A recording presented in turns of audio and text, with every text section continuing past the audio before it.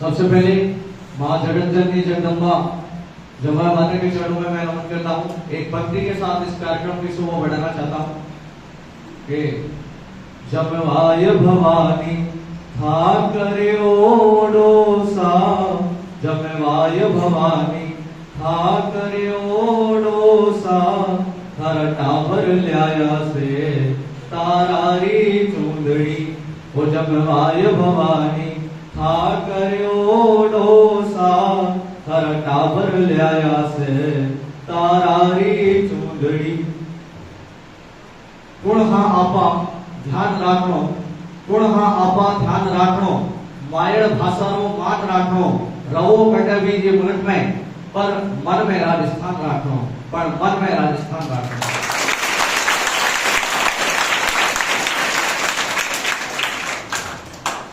आज राजस्थान दिवस की आप सभी को बहुत बहुत शुभकामनाएं। आज हम सभी यहाँ पर राजस्थान दिवस मनाने के लिए उपस्थित हैं। तो राजस्थान वीरता, शौर्य, पराक्रम, बलिदान, त्याग की धरती है। इस धरती ने अनेक योद्धाओं को जन्म दिया है। उनमें से कुछ प्रमुख व्यक्तियों को मैं नाम यहाँ पर ले रहा हूँ। और हमारी इस राजस्थान की धरती पे अनेक साधु संत भी जन्मे हैं, जिनमें से गोगा जी, बाबू जी, हड़बू जी, मेहा जी, मांगलिया जी, ऐसे अनेक, रामदेव जी, ऐसे अनेक संत यहाँ पर हुए हैं जिन्होंने लोगों को राह दिखाई। और महान योद्धा जिनका पराक्रम पूरा देश, पूरा विश्व जानता है, ऐसे महान योद्धा इस राजस्थान ने दिए। पृथ्वीराज चौहान, महाराणा प्रताप, महाराणा कुंभा, बापा रावल, ऐसे महान योद्धा यहाँ पर हुए हैं।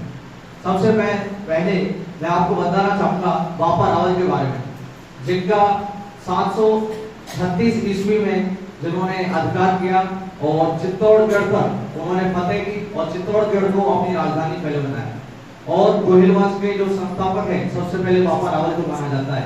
और कहा जाता है कि उनके 52 हाथ की धोती वो पहनते थे और मोहम्मद बिन कासिम को अरब तक उन्होंने खदेड़ा था। इसके बाद हमारे रामदेव जी, जो कि एक साधु संत हुए, जिन्होंने लोगों को बहुत राह दिखाई, जो कि भेदभाव, ऊंच नीच, जो हमारे समाज में जो कुप्रथाएं थी, उनको उन्होंने रोका और इस समाज को अच्छा बनाने में उन्होंने बहुत सहायता की। इसके बाद तेजा जी, जो कि कहा जाता है कि एक बार वो अपने ससुराल जा रहे थे, तब उनको रास्ते में एक आग में जलता हुआ सांप देखा। तो सांप की उन्होंने रक्षा की, पर सांप ने कहा कि मैं तुमको काटूंगा। तो उन्होंने कहा मैं वापस आऊंगा तब मुझे काटना। तो जब वो वापस आए तो उनको सांप ने काटा। इस प्रकार वो इस जो हमारे देव बने। और ऐसे अनेक इस धरती ने देव, जो देव योनि में चले गए, ऐसे राजा हुए। अब हमारा जो क्षेत्र है दौसा, इसके बारे में मैं बताना चाहूंगा कि सबसे पहले राजा नल हुए थे। 836 ईस्वी में राजा नल हुए थे, जिन्होंने नस्वर, जो ग्वालियर है, उसको बसाया, जो कि राम भगवान के वंशज माने जाते हैं। इसके राजा नल के एक बेटे थे मारू, जिनकी शादी, उनके बेटे थे ढोला, जिनकी शादी जैसलमेर के पास एक स्थान है, उनके रानी मरवन से हुआ था, जो कि ढोला मारू के नाम से आप जानते हैं, बहुत प्रसिद्ध कहानी है।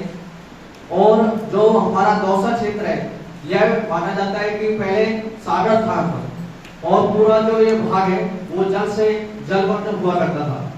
इसके बाद जब महमूद गजनवी 1009 ईस्वी में उसने आक्रमण किया, तो जो अजमेर के राजा हैं, उनके पास आक्रमण किया बीसलदेव चौहान।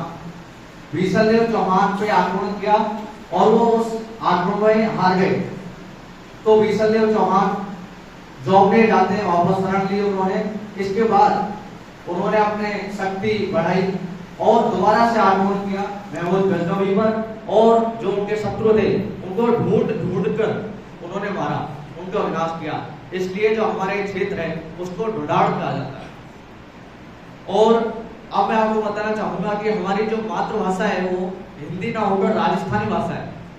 हमारे राजस्थान को यदि बांटा जाए तो दो मुख्य भागों में बांटा जा सकता है, एक पश्चिमी राजस्थान और एक पूर्वी राजस्थान, जिसमें कि हमारी अनेक भाषाएं हैं, जैसे कि हाड़ौती, डोडाड़ी, बांगड़ा और मेवाड़ी, मेवाती, मारवाड़ी, ये अनेक हमारी भाषाएं हैं। और हमारे जो राजस्थान के नवनिर्वाचित एमएलए हैं रविंद्र सिंह भाटी, जो शिव विधानसभा से नियुक्त हुए थे, उन्होंने राजस्थानी भाषा को आगे बढ़ाया। जो हमारी विधानसभा है उसमें जाकर उन्होंने राजस्थानी भाषा में अपना जो राजस्थानी भाषा उन्होंने वहां पर जाकर बोली और राजस्थानी भाषा को आगे बढ़ाया।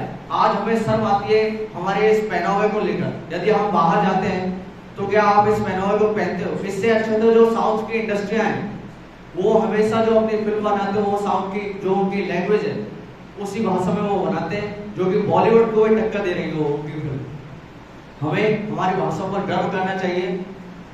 और राजस्थान एकमात्र ऐसा स्थान है जिस स्थान पर यदि किसी स्त्री को पता चलता कि उनकी जो पति है उसकी मृत्यु हो गई है, तो सिर्फ राजस्थान ऐसा स्थान है जहां पर जो माताएं वो सती हो जाया करती थी। धन्यवाद।